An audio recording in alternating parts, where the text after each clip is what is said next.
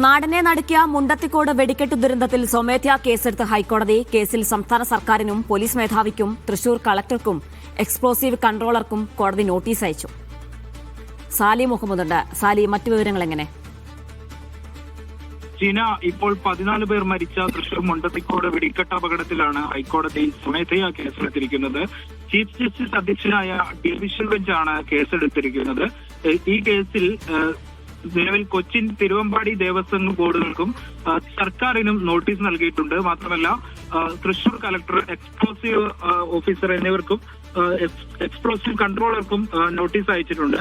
ഇവർക്ക് മറുപടി നൽകാൻ 4 ആഴ്ചയാണ് കോടതി സമയം അനുവദിച്ചിരിക്കുന്നത്. ജൂൺ 16-നകം ഈ വിശദീകരണം നൽകണം.